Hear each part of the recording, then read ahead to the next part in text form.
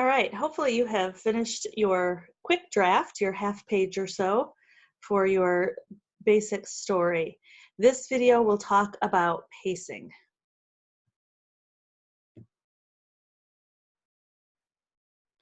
So we're looking at the events of a story as boxes. This will help us to sort of visualize what the story looks like. You'll notice that on this, all of the boxes are taking up the exact same amount of time. If this were a timeline, each part of the story would take up the exact same amount of time to cover, or the same amount of space if you were writing it out. But what we really want to think about is different events taking up different amount of time.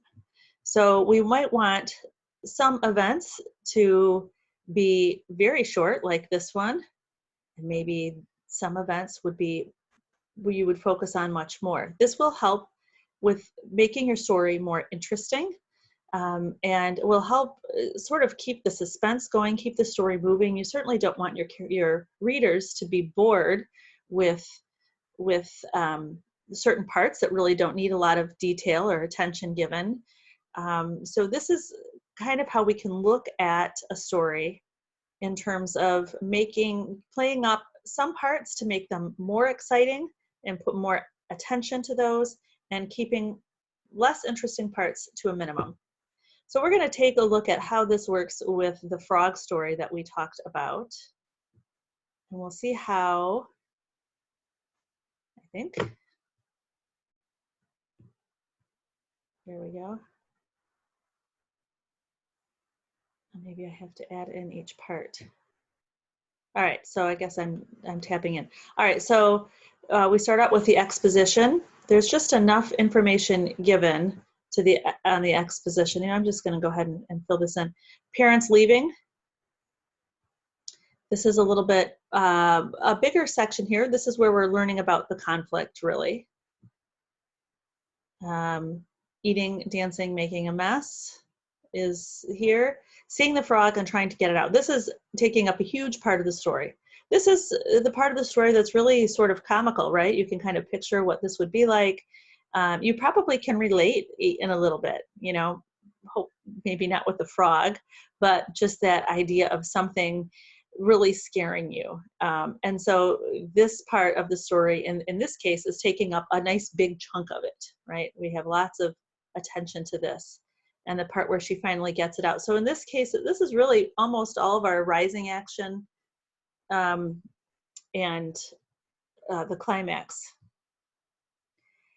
Now, typically when a story hits the climax, which is here, the rest of the story is not very interesting. We still need to have it. We need to tie up the loose endings, but the falling action, there's typically not a lot of reason for the reader to want to keep going, right? Because the conflict we can kind of see where it's going to end up.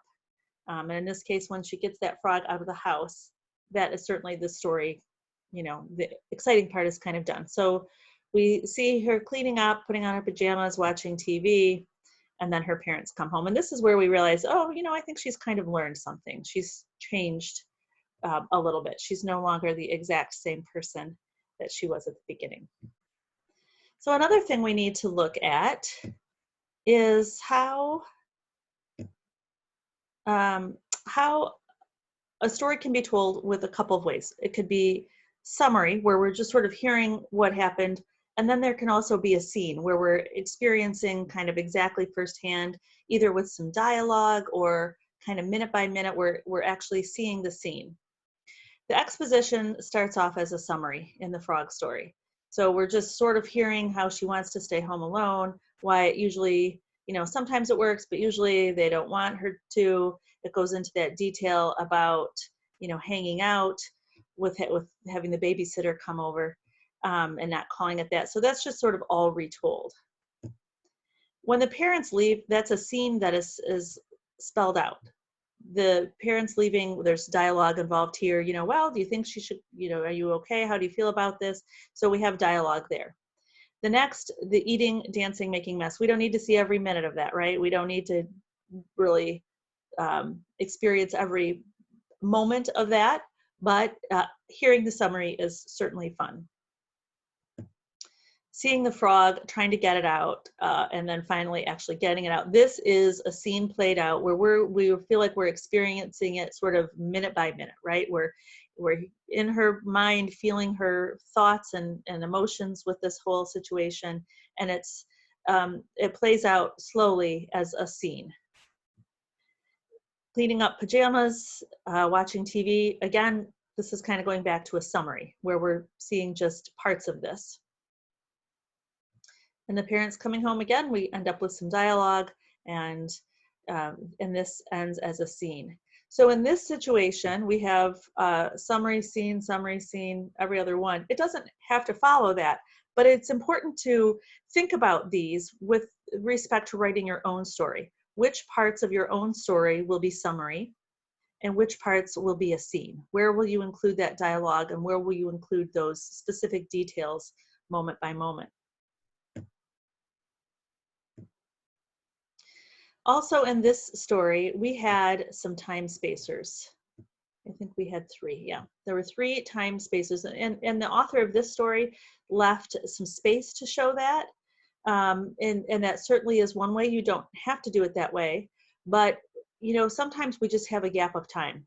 There's, the minutes from when her parents left to when she started eating and dancing. We don't need, there's some time that has lapsed, not much time, but a little. We don't need to, well, then I walked into the kitchen. We don't need to hear all of those details. We can have a gap of time.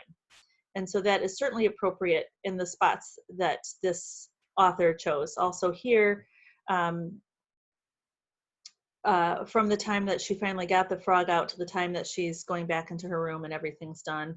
And then again, another gap of time before her parents drive home. So you can think about your own timing depending on how much time your story. This was just, a 3-hour evening. Some of your stories might take place over days. So you can think about how you would like the timing to go.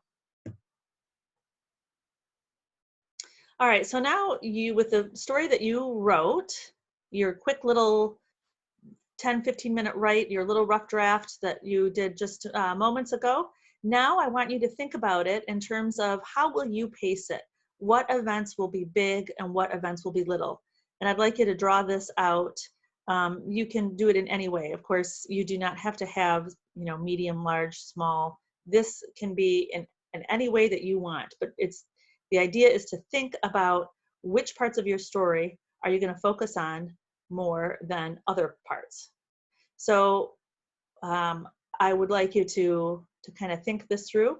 So your homework that is due Wednesday at noon is your rough draft, which is about a half a page, and then also your pacing. So have both of these ready for tomorrow so I can take a peek. I'm anxious to see what your stories are. Thanks.